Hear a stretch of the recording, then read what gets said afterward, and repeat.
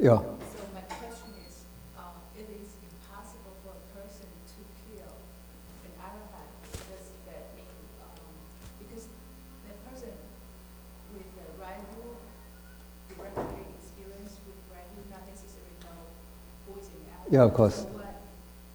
So does that mean karmically he won't have the conditions? I see. Or I mean, if he kills a person, the person is an arhat, but he doesn't know that he's an arhat. no, because it's impossible for him to kill any arahant. Yeah.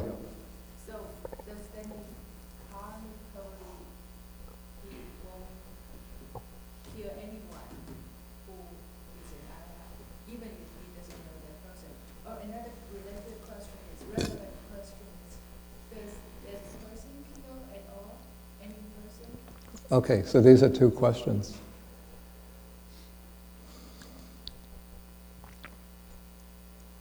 Okay, so the first question seems, is it possible for him to kill an arahant? Well, actually the broader question is, will he kill anybody at all intentionally? And my understanding is that I haven't come across in the text anything that says that it's impossible for a person with right view, a stream enterer, that it's impossible for them to kill any human being at all. But what is said is that the person who has the right view follows or conforms or accords with those virtues which are dear to the noble ones without any breach or blemish. And so the virtues that are dear to the noble ones would probably be at least the four major precepts: not to take life, not to steal, not to commit sexual misconduct, not to speak falsely.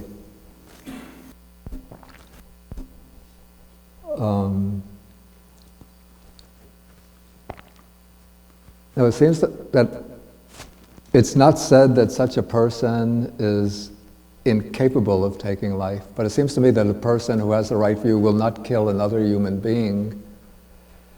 And I think the reason why it's not said that such a person is incapable of taking life, because the person, suppose he's reborn as a human being, maybe as a little boy before he comes to become acquainted with the Dhamma, maybe, just possible, maybe playfully he'll kill insects, but I just don't think that he'll kill another human being. I think that would be impossible, in my understanding. So what's the purpose of singling out? Yeah, the way it's explained, it's not explained within the sutta itself, but the commentary says that this particular case is singled out in order to show how blameworthy or unreliable the state of a worldling is, that a worldling is incapable, that a worldling is capable even of killing his mother or father, whereas a person with the right view, a noble one, is incapable of killing his mother and father. But it seems to me that somebody who has, as I said, reached the stage of stream entry just would not kill another human being. And I don't know any, incidents mentioned in the text which speak about a noble one killing another human being. The noble one accidentally, not knowing. Accidentally kill an arhat? I just don't know any passage in the text which speaks about that. But just my own personal assumption would be somehow that there would be something that would prevent him from doing that, even accidentally. But an arhat did kill an arhat. In the sutras, arhat commits suicide. That's a different case. A couple of questions from the internet. Yeah. So it's from the working of the karma that prevents the person who has the right view to kill. Yeah, I think he would be sort of protected from that, just a person with right view. It just wouldn't happen. You know the case of Oedipus Rex, so at his birth it's predicted that, by a prophet, that he's going to kill his father and marry his mother. And so his parents abandon him someplace like in the middle of a desert, thinking that he'll just die in that way. But then some travelers come through, they pick him up, they see the baby, they pick him up, they nurture him, they adopt him, bring him up. Then when he reaches maturity, later in life, while he's traveling someplace, he comes across a man on the road, and he gets into a quarrel with that man, kills him. It turns out that man is his father, though he doesn't know about it at the time. Then he travels further, he comes to another city, he meets a woman a bit older than himself, falls in love with her and marries, or maybe it's a marriage of convenience. Anyway, excuse me? The Sphinx comes into that or solves the riddle, and as a result, because the city is featuring the suffering famine, he frees the city from the... Oh, that's right. Yeah. As a reward, in a sense. He gets the woman, the queen, and the queen, it turns out, is his mother. And so in that way he fulfilled the prophecy. But I don't think that would happen to a stream enterer.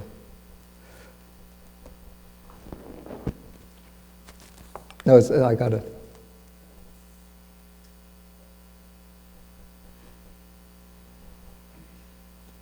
Okay, somebody says, if it's impossible to have two Buddhas in the same world system, why are there so many Buddhas that appear together in sutras like the Lotus Sutra, Avatamsaka Sutra, or Amitabha Sutra? I mean, I'm not an expert in this area, but I think first what's said is that those sutras, these are the Mahayana sutras, are speaking about on the whole, they're speaking about different world systems. So in this case, they're taking world systems which are said to be in number like the sands of the river Ganges.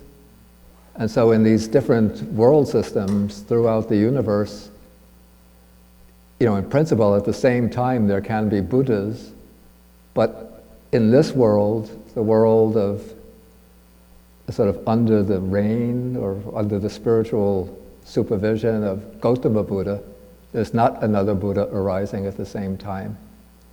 Though in the Lotus Sutra, a Buddha from the past, distant past, sort of appears, how do you call this? Washan? It's like a transformation body. He appears and he applauds the Buddha for teaching the Lotus Sutra, and then they have a conversation. So we can say that these sutras, I think that they're not to be taken literally as saying that two Buddhas are actually living and teaching in the same world system. But rather this is sort of an imaginative development in order to bring in what is called, to look at perspectives, or to look at things from a spiritual perspective rather than from the historical, factual perspective. So one has to understand these coming from different perspectives. Okay, the next question. In late period Buddhism, non-duality asserts that impossible or possible are really the same. Is non-duality really a Buddhist teaching at all?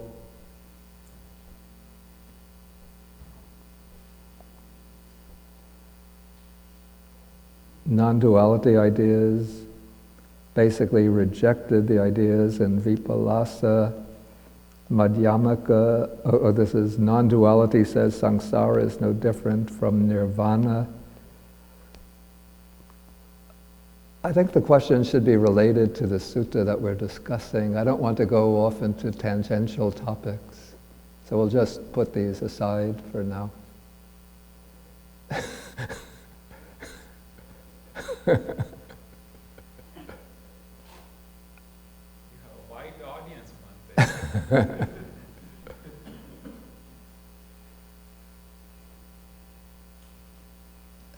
Any other questions, comments? Yeah. You explained that dhatu has two meanings Yeah. when translated into English. But could you give the definition of dhatu in the sutras? I have no problem with that. The meaning, according to the sutta. It said that dhatu, let's see.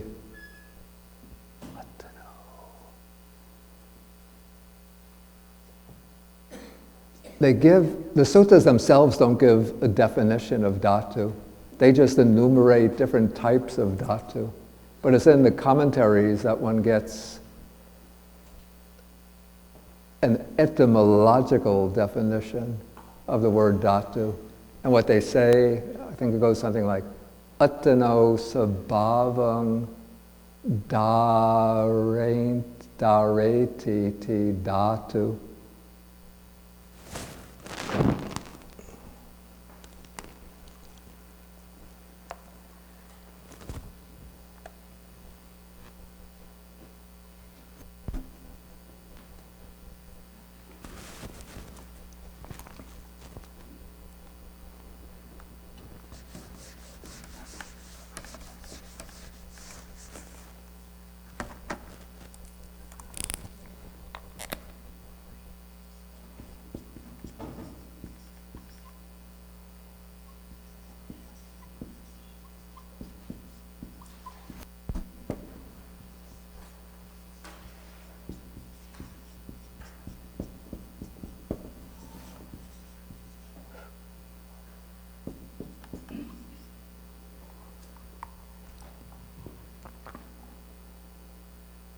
So dhareti, it supports or maintains its own nature.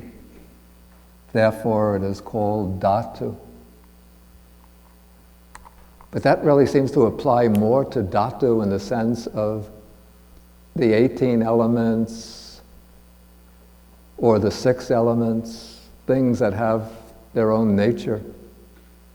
I don't know that the commentary would apply that to dhatu in the meaning of the realm of existence. So it's a little bit problematic to me how the word dhatu comes to take on these two nuances. You also have this in the Chinese, because the Chinese just translate it as jie. And then they use it in those different senses. So we have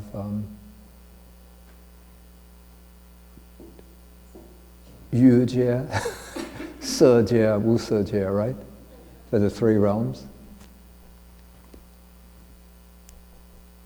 And then also you have jie used for, is it di jie, shui jie, huo jie,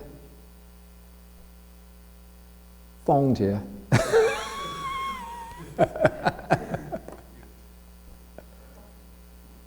And kong jie, right?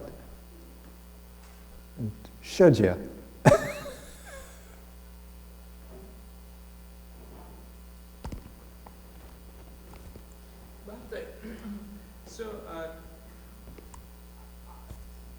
So the first part actually, it almost sounds to me also like a mode of contemplation, or seeing, like in Satipatthana Sutta, Yeah, right? yeah. A way of practicing, Right. put these into practice. Yeah. And for example, today, like seeing the elements, the 6 kinds, the sensual desire, the renunciation, Yeah. as well as ill will, non-ill will, cruelty, Yeah. non-cruelty. Yeah. So what, at least it's the way it's translated. When he knows and sees these elements, a bhikkhu can be called skilled in elements. Yeah, this is, yeah. It doesn't. So even a person recognizing even those 3 bad qualities. Yeah. those three defilements within oneself, Yeah, yeah, in itself, yeah, is a purifying, it's a wholesome yeah, quality. Is that right? yeah, yeah, yeah. So is this, so my question is actually, by that itself, Yeah, it has a solution somehow comes out, you just have to know it when it's yeah, in it, yeah, in you. yeah, yeah. I thought you were driving at something else, which struck me when you started the question, and it triggered a thought in my mind that it seems like there's some difference in these topics that are to be inquired into or investigated in the sutta, that the first sets, as you said, are like objects of contemplation or actual practices.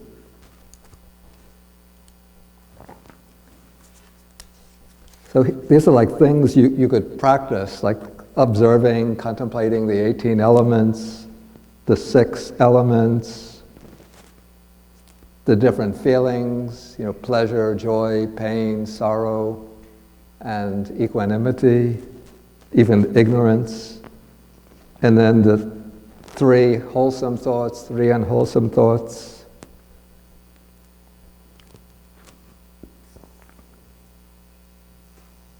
And then, of course, the 6 internal and external bases, which actually come in the Satipatthana Sutta itself. And of course, dependent origination, with somebody with advanced wisdom could contemplate that. But then when we come to the things that are possible and impossible, it seems like this is outside the sphere of actual personal observation. That these are things which they're said by the Buddha, and then either one believes them or disbelieves them. But I don't see how one could know and see these for oneself. I thought that you were pushing at that distinction. But that seems to be a real distinction. And it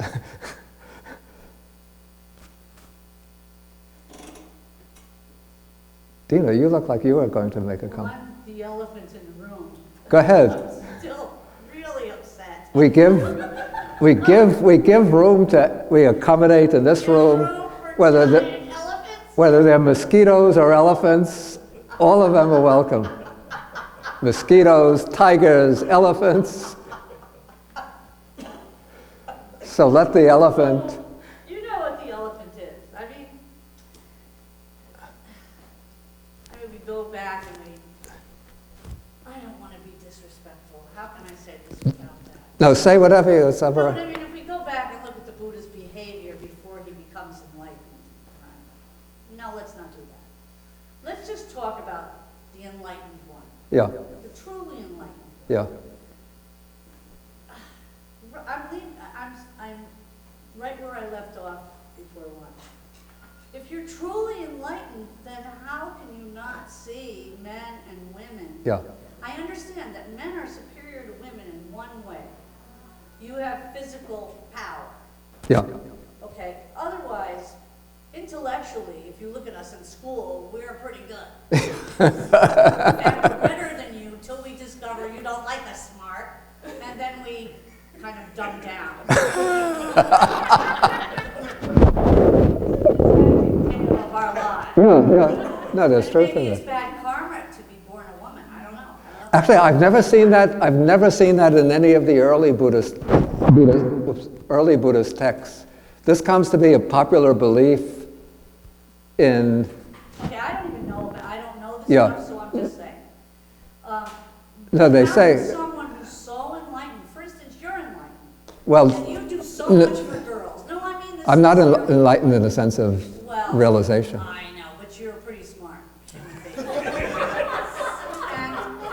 one of the reasons that I respect you tremendously Yeah. is what you're trying to do for women and for girls. Yeah. And advancing the cause and getting education for us and Yeah. making our lives better and Yeah. whatever, all of that good stuff. Now, if a regular human being, of course, extra smart like you, can realize that women are terrific. Yeah. How did the Buddha not see this? And this disturbs me. I don't think that this passage indicates that the Buddha didn't see that, or that he made some biased discrimination against women. I think, again, three things I can say. First is the possibility that these passages are interpolations. Possibility. I'm not. Buy that. Excuse me? I can buy that. Yeah, I mean, this would be the sphere for somebody who does, extensive critical scholarship in the text, and then maybe even they can't come to a definite conclusion, only, conjectures. So that's one possibility. The other way to understand this is the one that I feel is most reasonable, to see that it emerges from the cultural and social matrix of ancient India, and which was at least the model that prevailed throughout most of the world, which is the one where the people in positions of authority are the males. And it doesn't mean the male is superior in terms of capacities, intelligence, virtues, and so on. It's just that maybe because the male has more physical strength, and so in the cultures which develop to a point where physical strength will transform into managerial, administrative, authoritative, the strength of authority. So that is set against this background. So that's my second hypothesis.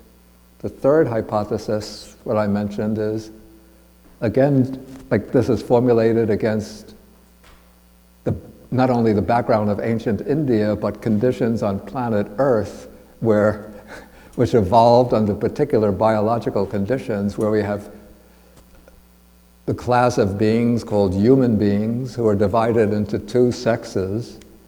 And the statement here is made like a universal statement, like it applies to any world system, any galaxy in which intelligent beings evolve. And yet it's conceiving them as human beings, with divided into two sexes. But as I said, as long as there are sentient beings, or intelligent sentient beings, I would say the Four Noble Truths, the three characteristics, dependent origination, can be realized. Those are the marks of a Buddha. Maybe in other world galaxies, other world systems, the intelligent beings are not like human beings. Maybe they have 2 heads, 8 arms, 15 legs, tails, and maybe there are 3 sexes amongst them, maybe 4 sexes, maybe each being is a hermaphrodite with the 2 sexes in one body. So I don't know how this could be relevant in any kind of galaxy or universe that develops under, very different physical and biological conditions. So today you wouldn't necessarily buy that. Right? In other words, a bhikkhuni, for example, could become head of this monastery.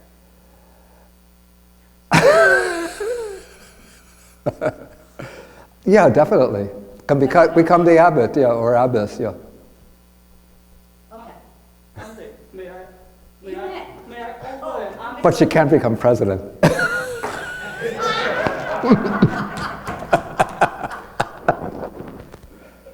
May I offer an answer which has no ground, but she may like? What makes a woman is the loving kindness to the offspring is so strong.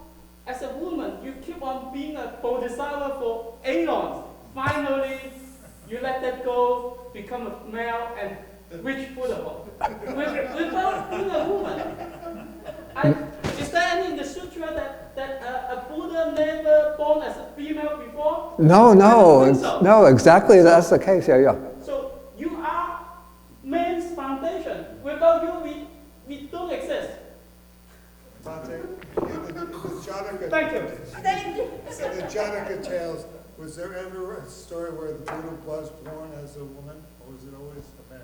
I think in the Pali Jataka stories, he's always a male. But there are stories which sort of go back, which trace the Buddha's lineage or past, his karmic past, beyond those in the Jataka stories. And I think in some of those it said that he was a woman. One day, from what we understand even today, Yeah. Today the gender is a very important factor. Yeah, in yeah. India all over the world. But I suppose in India, even till fairly recently, more than the gender factor was a caste factor. Where Was a what? The caste. A caste factor. That was the major. In fact, Buddha spoke up against that. Yeah. And what he said against that, Yeah. against the caste system, Yeah. probably can be used against the gender system also, if that was visible at that time. Yeah, but Not don't visible, forget. It was like almost accepted. Yeah. In the sense that it's in fact, that is one thing I like about the Oriental system, Yeah. where the yin and the yang, they're in harmony, not in opposition. That they are together, it's part of nature.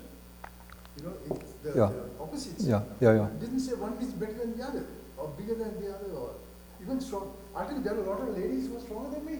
I'm telling you, I'll be honest with you. Even physically stronger. I mean, there are like women weightlifters and I would Well, never- wrestlers. Okay. So it's a really, I think it should be harmony, and I like that. Yeah. There should be harmony. Yeah, and I should say that there are some suttas that one does find, particularly in the Anguttara Nikaya, which are denigrating to women. I have to say, I don't believe that those were spoken by the Buddha, even though they're ascribed to the Buddha. I have to say, because the Anguttara Nikaya is a collection of very short, or at least many short suttas, and would just be very easy for misogynistic monks. But it's scary to think Yeah. that if one is called enlightened, that one would feel that way about him. So Well, I don't think that feeling, that kind of denigrating feeling, comes from the Buddha himself. That's what so I'm willing to accept your reason number Yeah. 2. That, Yeah. You know, but throughout religious literature, right, that Eve is portrayed as evil also, and I don't know, where can we even find anywhere, Indira Gandhi, where can we find anywhere that? Oh, yeah, Indira Gandhi. That is. I said that I couldn't think of a Well, powerful, I could. a powerful And woman. Mother Teresa, but she's not powerful in the same sense. Well, she's not. She's lived in India, but she's not Indian. Yeah. But I was talking about not the modern times, but up to modern times. Well, anyway, I'm willing to buy your second reason. So, we can move on. Because it's just one of the things that disturbed me since 5th grade. I can't tell you how disturbing. I mean, men are always threatened by powerful women, and they tend to denigrate them in ways that Yeah, I mean that could be the case. Yeah, prove up. that would certainly explain, as I said, these short suttas in the Anguttara Nikaya, which are denigrating to women. But again, I don't find that this passage is denigrating to women at all. Because also, don't forget, it's also said here that it's impossible for the woman to become Mara, the chief of the evil ones. So it's chiefdom or authority rather than wisdom or virtue. That's the defining characteristics of these 4 or 5 types of beings that are mentioned. One thing, I come from Sri Lanka. Yeah, And for us, I think we respect the mother and the woman so very much so. I mean, to us it is maybe even more than the father sometimes, because she's the one who brought it up. yeah. And not only that, but Sri Lanka, I think it might be the first country, or at least one of the first, that had a woman prime minister. The first. It was the first. Before Indira Gandhi or Gulda Meir. Wasn't she before? She's the first. The Sirimau Bandaranaike was in 1960, maybe late 1950s even. Yeah, yeah. Whereas Indira Gandhi came in, after Nehru died. It would be after 65 or so. No, definitely she's Bandaranaike was first. Yeah. That I know. And then, Indonesia had a female leader too. yeah, yeah. And then there was Golda Meir, but, Yeah, that's also later. yeah, I know. Yeah. But even Sri Lanka has had queens. I mean, supposing really the history of Sri Lanka, they have had a number of queens. Queens who were the rulers of the country, Country, yeah. not the king. Not a king, queen. The queen was a ruler. This I didn't know Queens about. have been rulers. Yeah. And sometimes, it's not part of the Dhamma. Apparently sometimes the queen determines the king. Oh, that should be not, not remarkable at all. That should be quite... Okay, we're getting a little late. Maybe we take one more question if anybody has an urgent question or comment. Whether you consider yourself an elephant, a tiger. I can ask one more. Okay. Well, my one more question would be, I guess the man's name was Moggallana. Yeah. He killed tons and millions of people, right? Oh, no, you're thinking of Angulimala. What's his name? Angulimala, Ah, I'm sorry. the one with the... Yeah, with the necklace of bones. Yeah. Yeah. And you had said that no matter how, if you've done really bad stuff, no matter how good you were after, you could never really, you had to go to the hell realm. You couldn't, I don't think I said that. you didn't say that? No. What I said is that somebody who has done a lot of good deeds might have done some bad deeds, and one of those bad deeds might have take on the role of determining the rebirth. And so it could be that that bad deed, that he's reborn in the lower realm as a result of that bad deed. But I said that the good deeds are not lost, the good karma is not lost, that will eventually mature and bring its results.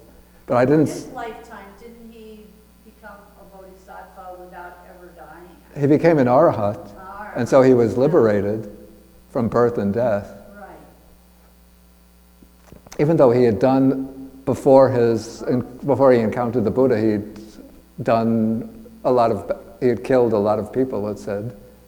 Not thousands and millions, but Whatever, yeah, but I know the horrible things he did. yeah.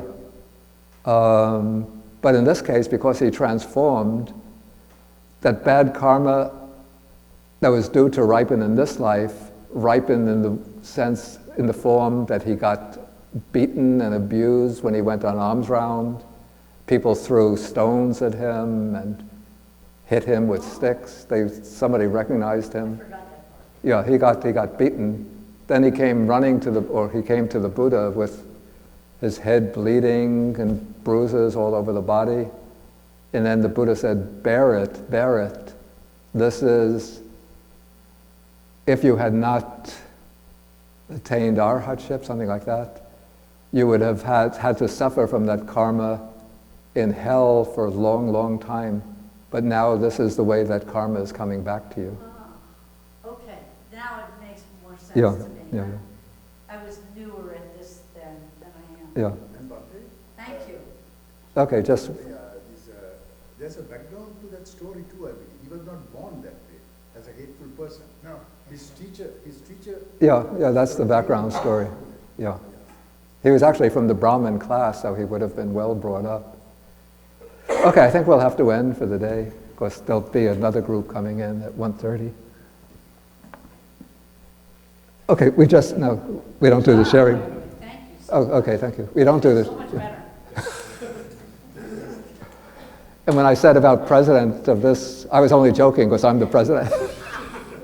But maybe after I'm finished, maybe a woman, maybe one of the nuns, maybe now she's a young nun, maybe she gets Gets to be older or president of the experienced. house. Yeah, possible, yeah. Okay, so we end just with 3 half bows to the Buddha.